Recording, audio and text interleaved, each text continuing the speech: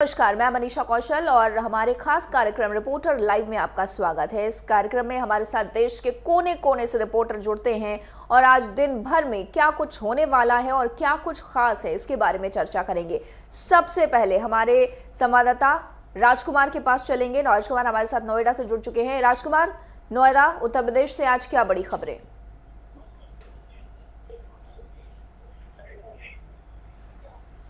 जी मनीषा, आज उत्तर प्रदेश में सबसे बड़ी खबर जो आ रही है, छन के जो निकली है, वो खबर ये है कि उत्तर प्रदेश में विधानसभा चुनावों की तैयारी को लेकर चुनाव आयोग गंभीर हो गया है। आज चुनाव आयोग की एक बहुत महत्वपूर्ण बैठक होने जा रही है, जिसमें तमाम तरह के निर्देशों पर, तमाम तरह के जो पुराने जो नियम हैं, उन नियमों को पूरा स्टडी किया जाएगा। उसके बाद कुछ नई व्यवस्था बनाकर, क्योंकि विधानसभा के चुनाव का 6 से 7 महीने केवल रह गए हैं, उसको लेकर चुनाव आयोग ने कहीं ना कहीं तैयारी के संकेत दिए हैं। आज बहुत महत्वपूर्ण बैठकें होनी है, क्योंकि उसके बाद जब चुनाव आयोग अपनी बैठक कर लेगा, उसके बाद तमाम राजनीतिक दलों के साथ उसको बैठक करके तमाम तरह के प्रस्तावों की आवश्यकता पड़ती है, तमाम तरह के सहयोगों की ज़रूरत पड़ती है, क्योंकि एक राजनीतिक माहौल शुरू हो गया। तो इससे ये कहीं ना कहीं अनुमान लगाया जा सकता है कि उत्तर प्रदेश कहीं ना कहीं विधानसभा चुनावों की तरफ अग्रसर है। एक उत्तर प्रदेश से जो बड़ी खबर आ रही है वो ये आ रही है कि हाथीकुंड से जिस तरीके से पानी छोड़ा गया है, उसके बाद जो यमुना का जो जल स्तर है, लगातार वो जो नियम है, जो उसके जो मानक हैं, उन मानकों के अनुरूप और ऊपर जाने की तरफ अग्रसर है। तो कहीं ना कहीं मथुरा जो कहीं ना कहीं कृष्ण की नगरी के तौर पर स्थापित है, उसके अलावा आगरा, जो तटवर्ती जितने ज़िले हैं उनमें हाई अलर्ट घोषित किया गया है। तकरीबन आधा दर्जन ज़िले ऐसे हैं कि जिनके जिलाधिकारियों को सीधे निर्देश दिए गए हैं कि वो कहाँ बाढ़ आने की संभावना है, उस संभावना को लेकर तमाम तरह के जो इंतजाम है वो इंतजाम पीडब्ल्यूडी के साथ मिलकर करें। एक बड़ी खबर ये आ रही है। एक तीसरी खबर, मुख्यमंत्री योगी आदित्यनाथ ने ओलंपियनों को बधाई दी है। उसके अलावा गुजरात के मुख्यमंत्री को कहीं ना कहीं उन्होंने ट्वीट के साथ, आज उनका जन्मदिन है, तो बधाई दी। एक सौहार्दपूर्ण माहौल के बीच कई महत्वपूर्ण और मसले जो आ रहे हैं और जो छन की चीज़ें और उत्तर प्रदेश से पता लग रही हैं। उत्तर प्रदेश में क्योंकि अनुपूरक बजट उसमें आना है प्रस्ताव में, और उत्तर प्रदेश में जितनी योजनाएं चल रही हैं इस समय मुख्यमंत्री योगी आदित्यनाथ के नेतृत्व काल में, उनको लेकर एक समीक्षा बैठक करने की तैयारी हो रही है। उसके अलावा तकरीबन उत्तर प्रदेश के आधा दर्जन जिले ऐसे हैं कि जो कोरोना मुक्त हो गए हैं, उसको लेकर भी आज टीम 9 इन जिलों के बारे में और जानकारी लेकर, और इसके अलावा कोरोना से और कोरोना की तीसरी लहर को लेकर क्या तैयारियां चल रही है, इसकी भी एक समीक्षा बैठक के संकेत कहीं ना कहीं मिले हैं। और आज उत्तर प्रदेश की ये सारी महत्वपूर्ण जो खबरें हैं, इनको आज शाम तक बहुत सारी चीज़ें और बदलाव में आई। जी राजकुमार, आप हमारे साथ बने रहिए। हमारे संवाददाता अजय हमारे साथ दिल्ली से जुड़ चुके हैं। अजय, दिल्ली से क्या बड़ी खबर आज? हेलो जी अजय, आवाज मिल पा रही है आपको?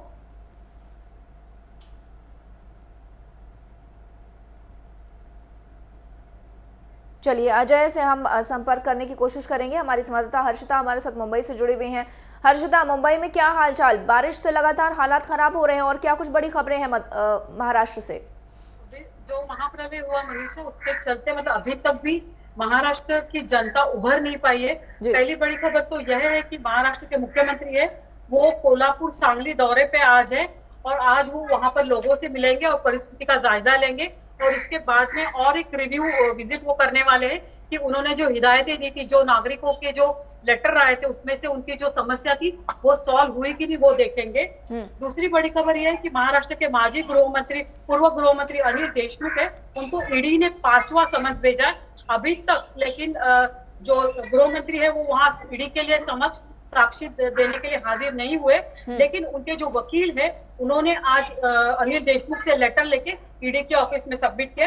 ये दूसरी खबर थी। तीसरी खबर मैं बता दूं आपको कि महाराष्ट्र में जो स्कूल तो अभी तक खुले नहीं, वर्चुअल ट्रेनिंग ही हो रही है, लेकिन जो आदिवासी एरिया है वहां पर सरकार ने स्कूल खोलने का इरादा किया है, क्योंकि वहां पर जो बच्चे हैं वो स्कूल में नहीं जा रहे, तो वहां पर बाल विवाह और बाल मजदूरी की जो मात्रा है वो बढ़ रही है, जिसके चलते वहां पर स्कूल खुलेंगे।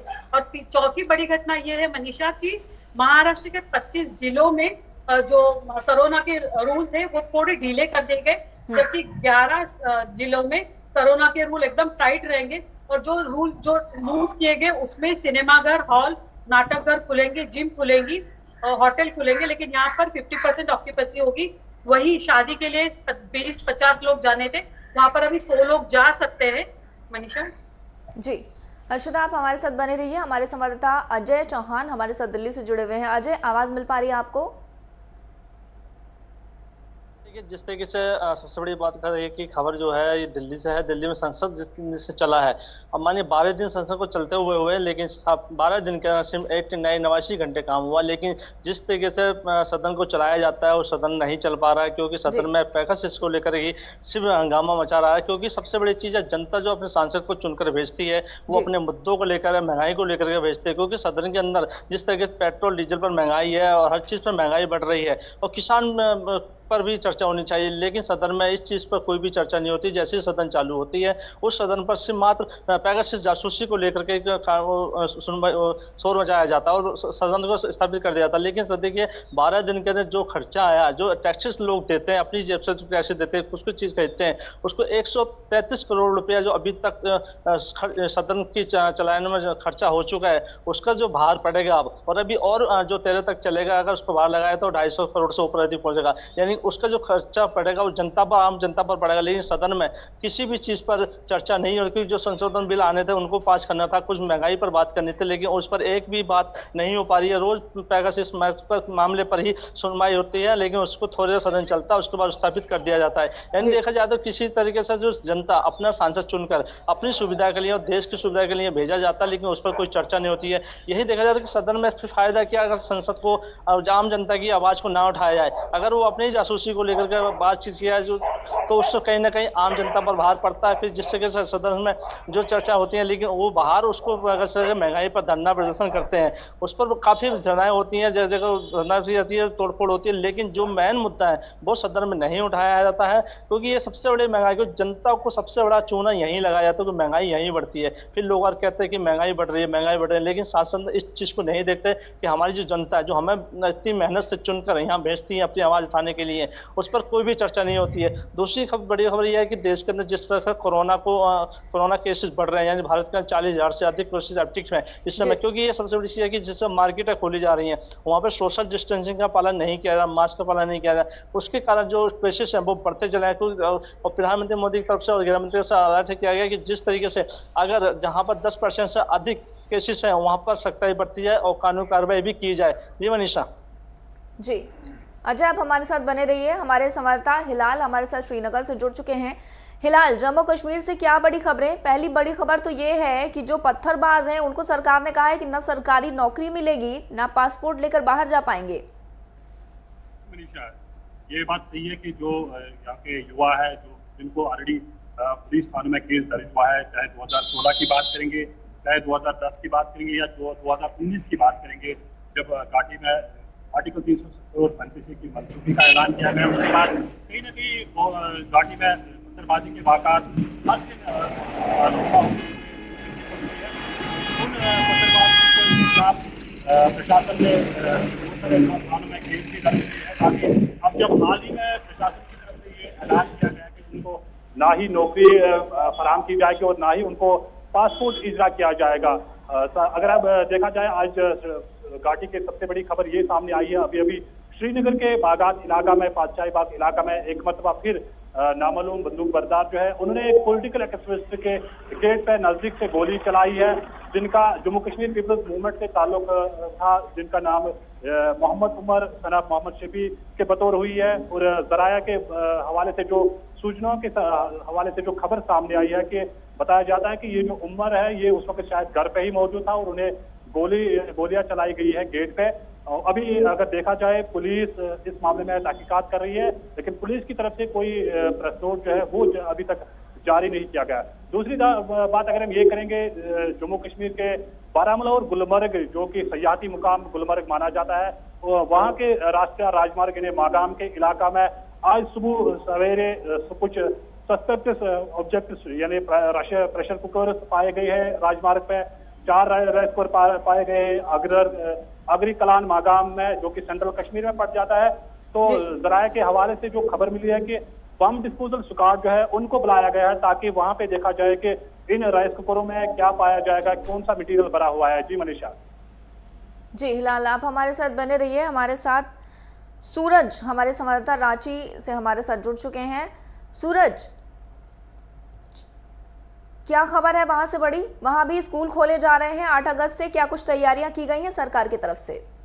देखिए बिल्कुल, जहां तक लॉकडाउन 6 की बात है, अनलॉक 6 में सरकार ने काफी ढीले दिए हैं। आपने देखा कि आज से झारखंड के 9 to 12 स्कूल को खोले जाने की घोषणा जिस तरह से सरकार ने की है, 9 तारीख से चाहे कोचिंग संस्थान हो या फिर झारखंड के तमाम स्कूल हो, क्लास 9 से लेकर क्लास 12 तक 9 तारीख से खोल दिए जाएंगे, यानी 9 अगस्त से ये सारे स्कूलें खोल दिए जाएंगे। इस बीच जितने भी स्कूलें हैं या फिर शैक्षणिक संस्थान है, उन्हें सैनिटाइज किया जाएगा और साथ ही जो 18 प्लस के जो बच्चे हैं उन्हें कोविड के इंजेक्शन के बाद ही स्कूल हो या फिर कोचिंग सेंटर है उसमें उन्हें एंट्री मिलेगी। अगर दूसरी बात करें तो जिस तरह से राज्य सरकार ने लॉकडाउन में जो इंटर स्टेट की जो बसों को परिचालन शुरू की है, ऐसे आम लोगों को काफी फायदा इससे मिलेगा, क्योंकि पिछले कई महीनों से इंटर स्टेट की बस ना चलने की वजह से लोगों को काफी परेशानियों का सामना करना पड़ रहा था। लेकिन अगर हम दूसरी और महत्वपूर्ण खबर की बात करें तो धनबाद में जिस तरह से डिस्ट्रिक्ट जज की मौत हुई है, उस मामले को लेकर सरकार के साथ साथ जो प्रशासन है वो काफी गंभीर है। कल देर शाम तक धनबाद पुलिस ने धनबाद के लगभग 55 थानों में रैकी कर छापेमारी कर 243 संदिग्ध व्यक्तियों को गिरफ्तार किया है। उन गिरफ्तार व्यक्तियों की अगर सूची की अगर हम बात करें तो कई थानों में उनके मामले दर्ज है, कई सुनहरे दर्ज है और ऐसे व्यक्ति को फिलहाल 243 संदिग्ध को धनबाद पुलिस ने गिरफ्तार किया और साथ ही लगभग 250 ऑटो को भी जब्त किया। जब्त ऑटो के जो कागजात है वो फिलहाल धनबाद पुलिस जांच कर रही है। तो जाहिर तौर पर ये हाई प्रोफाइल मामला जिसे लेकर सुप्रीम कोर्ट से लेकर झारखंड सरकार भी काफी गंभीर है। अगर हम तीसरी और मुख्य अहम खबर की बात करें तो राज्य सरकार यानी हेमंत सोरेन की सरकार ने भ्रष्टाचार से संलिप्त जो भी अधिकारी है उनके खिलाफ कहीं न कहीं मोर्चा खोल दिया। तत्कालीन सरकार में लगभग 18,041 करोड़ के जो कंबल घोटाले हुए थे, उस मामले को लेकर सरकार ने जांच का आदेश दिए हैं, क्योंकि तत्कालीन सरकार यानी बीजेपी की सरकार थी और बीजेपी की सरकार में झारक्राफ्ट के द्वारा झारखंड में 18 लाख कंबल मंगवाने थे, लेकिन इस कंबल को ना खरीद के यहाँ पर फर्जी तरीके से पेपर बना के यहाँ से पैसे उठाए गए थे। इन मामलों को लेकर राज्य सरकार ने जांच के आदेश दिए हैं। लगभग 18 करोड़ 40 लाख का यह मामला। अगर चौथी और अहम खबर की बात करें तो झारखंड में भी बहुत जल्द विधानसभा का जो सत्र है, मानसून सत्र, वो भी बुलाने की घोषणा राज्य सरकार जल्द करेगी। इस मामले को लेकर जो झारखंड के जो संसदीय कार्य मंत्री है, उन्होंने मुख्यमंत्री से मुलाकात करने की बातें कही है और उन्होंने साफ कहा कि ये जो मानसून सत्र होगा ये 5 दिन का ये कार्य दिवस होगा और इसमें जो भी मामले होंगे स्टेट के, वो सारे मामले विधायक की तरफ से उठाए जाएंगे। तमाम इन मामलों को लेकर वो मुख्यमंत्री से वो मुलाकात करेंगे और बहुत जल्द झारखंड में मानसून सत्र बुलाने को लेकर वो बातचीत करेंगे। अगर पांचवा और महत्वपूर्ण खबर की बात करें तो आज सावन की दूसरी सोमवारी को लेकर झारखंड के तमाम शिवालयों में भक्तों का काफी भीड़ देखने को मिल रहा है। आपको पता है कि सावन के महीने में झारखंड की जो देवघर है वो पाक साफ का महीना माना जाता है और सबसे बड़ी बात है कि सावन के महीने में पूरे महीने देवघर में काफी भीड़ होती है। बाबा बैद्यनाथ को वहां पे पूजा की जाती है, लेकिन कोरोना गाइडलाइन को लेकर वहां पे जो मेन द्वार है वो बंद कर दी गई है। लेकिन उसके बावजूद भी लाखों की संख्या में यहाँ पे जो श्रद्धालु है वो पूजा करने के लिए यहाँ पे पहुंचे हुए हैं, लेकिन सभी श्रद्धालु गाइडलाइन के तहत ही ये पूजा कर रहे हैं। लेकिन सबसे बड़ी बात है कि श्रद्धालु को पहुंचने के पहले ही जो मेन द्वार है उसे बंद कर दिए जाते हैं ताकि श्रद्धालु अंदर प्रवेश ना कर सके। ये सिर्फ देवघर की बात नहीं है, रांची के पहाड़ी मंदिर में भी सुबह से ही हजारों की संख्या में जो श्रद्धालु है वो यहाँ पे पूजा करते नजर आ रहे हैं। जी सूरज, धन्यवाद आपका हमारे साथ जुड़ने के लिए। बलिंदर हमारे संवाददाता कैथल हरियाणा से हमारे साथ जुड़ चुके हैं। बलिंदर, हरियाणा की अगर हम बात करें तो बड़े बड़े फैसले लिए हैं सरकार ने, 26 IAS अफसरों के ट्रांसफर कर दिए हैं, तो वहीं ये भी कहा जा रहा है कि बिजली जो है उसकी दरें अब कम करेगी सरकार।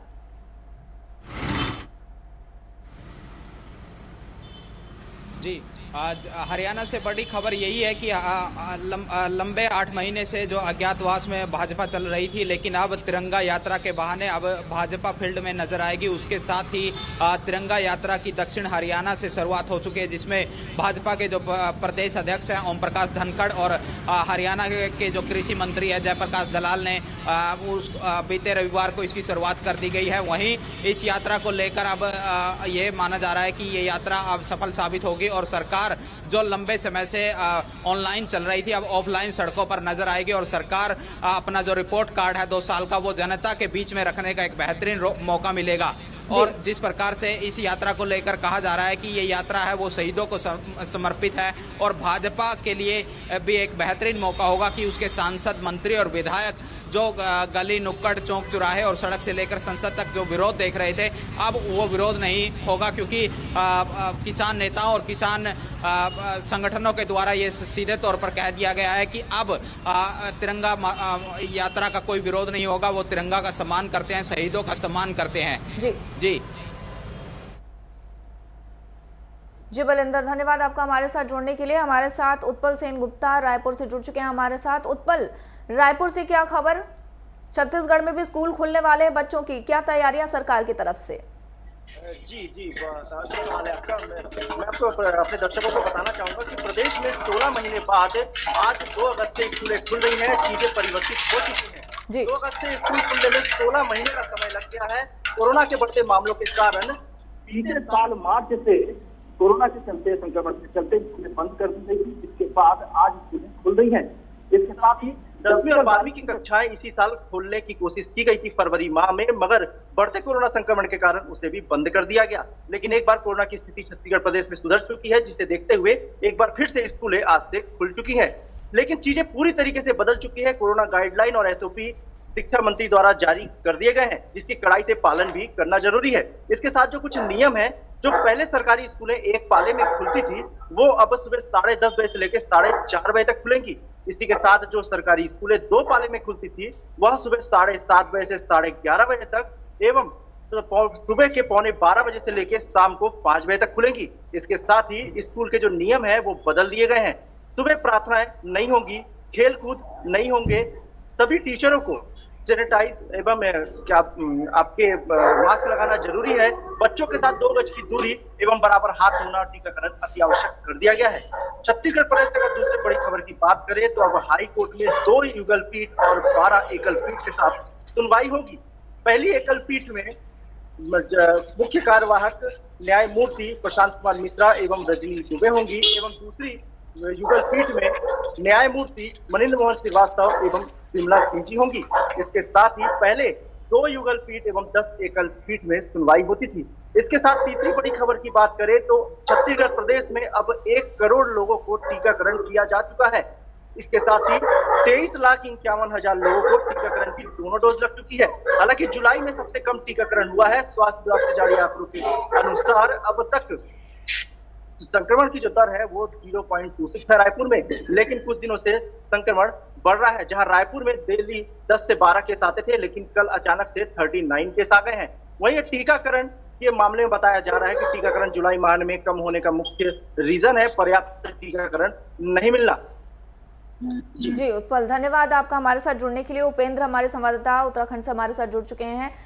उपेंद्र, उत्तराखंड में स्कूल खुलने वाले हैं, क्या तैयारियां सरकार की तरफ से की गई हैं? कौन कौन सी कक्षाएं खोली जाएंगी और जो बच्चे आएंगे उन्हें किस तरह से बिठाया जाएगा? क्या सोशल डिस्टेंसिंग रखी जाएगी?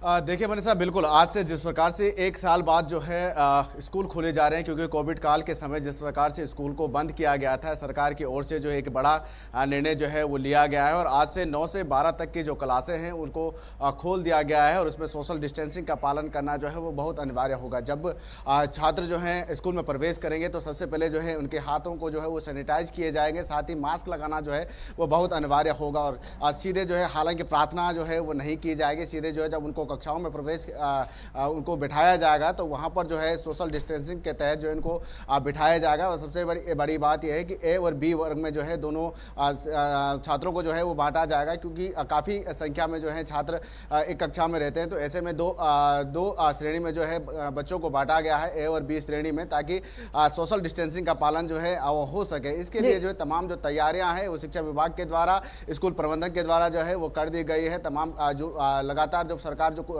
लगातार जो बातें कर रही थी कि तमाम जो तैयारियां हैं स्कूल को लेकर, खोलने को लेकर, वो की गई है। हालांकि जो है आज जिस प्रकार से अगर देखा जाए स्कूल खोल दिए गए हैं, बच्चों को सोशल डिस्टेंसिंग का पालन जो है वो करवाया जा रहा है। देखिए मनीषा, अगर दूसरी बड़ी खबर की अगर बात की जाए तो आज जो है मुख्यमंत्री वात्सल्य योजना की जो है वो शुरुआत हो चुकी है। जिस प्रकार से 11:30 बजे मुख्यमंत्री पुष्कर सिंह धामी ने जो है वात्सल्य योजना की शुरुआत कर दी है पूरे प्रदेश भर में, क्योंकि जिस प्रकार से कोविड काल के समय जो है जिन बच्चों ने जो है अपने माता पिता या माता पिता में से किसी एक को जो है वो खोया है, उन बच्चों को जो है सरकार के द्वारा 21 साल तक जो है उनका संरक्षण जो है वो किया जाएगा, उनको पढ़ाया जाएगा, चिकित्सा का खर्चा जो है वो सरकार के द्वारा जो है वो दिया जाएगा। अभी जो है फिलहाल सभी बच्चों को जो है, जो भी ऐसे जो अनाथ बच्चे हैं उनको जो है 1 माह में 3,000 रुपये जो है सरकार के द्वारा दिया जाएगा, और जो उनकी चल और अचल संपत्तियां हैं उनका सारी जिम्मेदारी जो है जिलों के जिलाधिकारियों को जो है वो दिया गया है। अभी अगर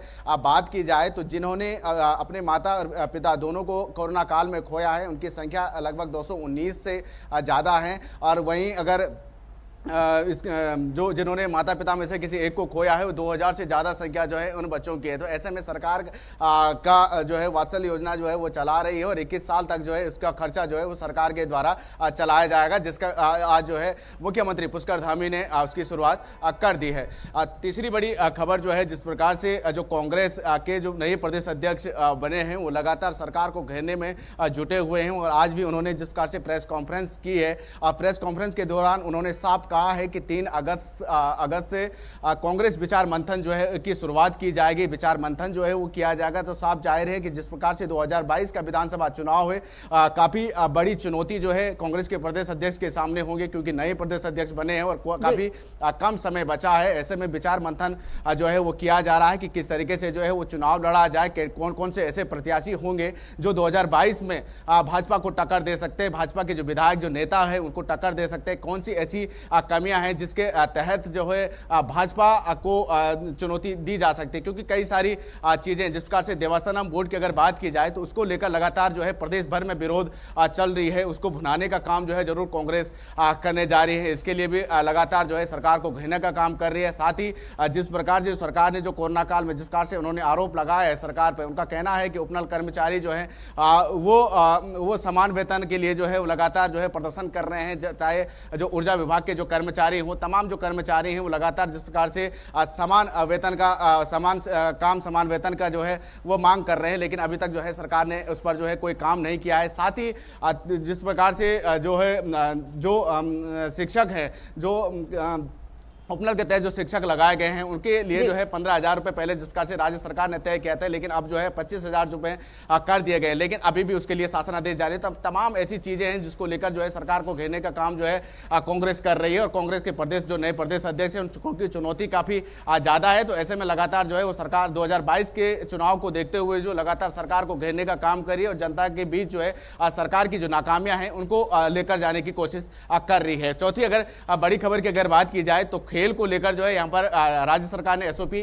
जारी कर दी है। जो भी खेल से जुड़े हुए जो लोग हैं वो अब जो है खेल कूद में जो है वो हिस्सा ले सकते हैं, उनके लिए जो मैदान है वो खोल दिए जाएंगे। हालांकि इसके लिए जो है सोशल डिस्टेंसिंग एसओपी और जो सैनिटाइज का जो है वो प्रयोग जरूर जो है वो करना होगा। एक ही कमरे में जो है किसी भी ज्यादा खिलाड़ियों को जो है नहीं रखा जाएगा। गेट जब खुलेगा तो एक ही तरफ से जो है वो गेट खोलना खेलने की जो है इजाजत दी जाएगी। हालांकि इसमें अभी जो है स्विमिंग पूल में जो है वो जाने की जो है इजाजत नहीं दी गई है। इसमें अभी अलग से जो है राज्य सरकार के द्वारा जो एसओपी है वो जारी कर दी जाएगी, लेकिन फिलहाल जो है अगर खेल कूद की अगर बात की जाए तो इसके लिए जो है सरकार ने एसओपी जारी कर दी है। जी मनीषा। जी उपेंद्र, धन्यवाद आपका हमारे साथ जुड़ने के लिए।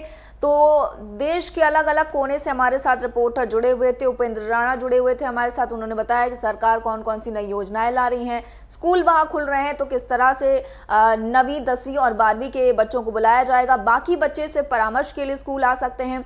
इसके अलावा अगर हम बाकी स्टेट्स की बात करें तो झारखंड में भी स्कूल खुल रहे हैं, पंजाब में भी स्कूल खुल रहे हैं, वहां पर अलग अलग तरीके से सरकार ने अपनी गाइडलाइंस बनाई है। बात अगर हम उत्तराखंड की और दिल्ली की, नोएडा की करें तो यहाँ पर मौसम विभाग की तरफ से चेतावनी दी गई है कि बारिश हो सकती है।